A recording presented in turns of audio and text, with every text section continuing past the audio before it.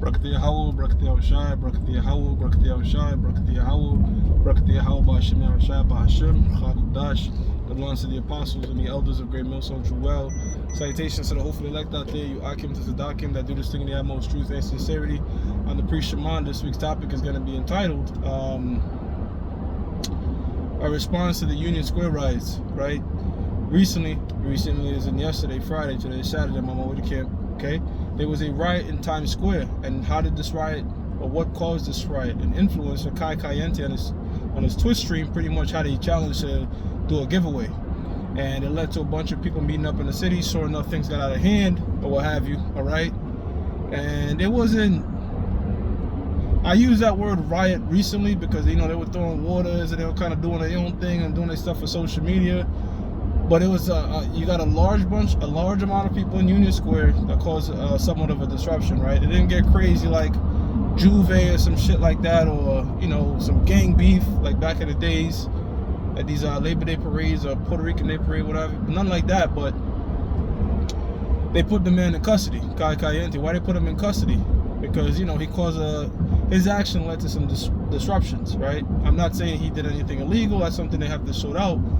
But it showed us something. It showed us the power of being an influencer in America, right? And especially an influencer that is not controlled, not along with the program, right? And that's why we was early in the year, we was talking about guys like Kanye West, Andrew Tate, these guys that they put in custody, all right, because they were not controlled and not a part of the program. And they can use that. This is the book of 2 Corinthians chapter 2 verse 11. It says, lest Satan should get an advantage of us, all right? Satan being the so-called white man, all right? Well, Satan, the spiritual demon Satan, uses so-called white man, all right, to get advantage of us, for we are not ignorant of his devices, right? So we're not ignorant of certain ploys, right? You can set up an influencer and cause certain things. That way you could do an auto ab chaos situation, right? Where you can say, look, man, these influencers, look at the stuff that they could possibly cause. They need to be regulated. And for the most part, most influencers are regulated in the sense where they could get canceled if they're not aligned with the program. They have to say certain things. But once they start going off grid, you see what happened to people like Kanye. You see what happened to people like Andrew Tate. And now recently you see what happened to guys like Kai Kayente, right? Guess who else are influencers in America? We are, right? Because, and I'm just going to have to quote these scriptures due to the situation on my phone. I had Revelations 2:10, which I'm about to quote. But we are deemed influencers, right? The apostles, the elders, all of us out there that teach and put together these videos, all right? We say things, all right? We bring out the scriptures, and through the spirit, a person gets influenced or in the wind or in the spirit to change their ways, right? Now, the so-called white man could use that again as a part of his device to what? Put brothers behind bars, all right? If and when the RFID microchip becomes mandatory, which is the mark of the beast, and they're forcing people to take that, when we make a stand and say don't take that, guess what? We're influencing people not to go with that program, and that's gonna stir things up. That's gonna make them want to go after us. You know what I'm saying? We're gonna be like on top of their list, because most influencers are, again, a part of the program, but the ones that start deviating, they're gonna be blackballed. Some of them might be locked up, and you know, hell to the no, we're not gonna be with taking that thing. You have Israelite camps out there that's already saying it's not the mark of the beast, that you can take that. They're already bought and paid for. They're controlled. 501c3 charted up already. Here, the apostles, elders, Great Millstone, the brothers, we're not with that shit, and those of like mind.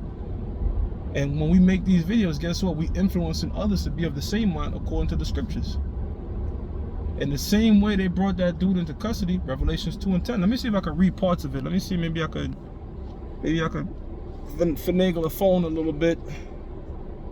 It says, fear none of those things which thou shalt suffer. Behold, the devil, so-called white man, the deceiver, the accuser of our brethren, shall cast some of you into prison, that ye may be tried, and ye shall have tribulation 10 days. Be faithful unto death, and I will give thee a crown of life, right? So if we are faithful to the word, which is to not take it, all right, faithful unto death, because you know what, some brothers will be faithful unto death, literally beheaded, but to death for not taking that and going along with that program, all right. Guess what? You're going to get a crown of life, meaning you're going to get the reward. You're going to be a part of the first fruits of the kingdom of heaven, right? And that's far more than anything in this society. And really, you know, the Apostle Paul tells you, you know, there's going to come a point when death has no sting, right? The only thing you have to fear about death is death itself. The sting of death is whatever, you know? Because think about it, you know, yes, it could be painful, yeah, but once you transition over and you are men of the Lord, you're going to be, boom, right in the chariots, ready to take over. All right? Some people are not faithful enough to see that. But when you go to Ephesians 2:8, you have to have the gift of the Most High to even be able to see things that way, to have the gift to say, you know what? Yo, man, this is nothing compared to what I'm going to get according to the scriptures, you know? So we go through it. All right, so with that said, they're going to be going after major influencers, like, again, like us, man. We put together these videos. We try to influence people to do what's right according to the scriptures. All right, right now, they haven't come down on us too hard. They might block our videos, but guess what? Them blocking our videos is a foreshadow of things to come, Akim. All right, the same way they cancel your videos, you know, they shut down your videos, they shut down the channels. Guess what? They're gonna start coming after our jobs. They're gonna start doing other things to try to take us out, man. And it's gonna come to a point where, guess what? You're gonna get locked up. And I thought that was very crazy, not very crazy, but very foreshadowing that what this man did, the amount of influence he had over people and what it caused him to be put in custody and examined, and you know what I mean, and talked to and shit like that.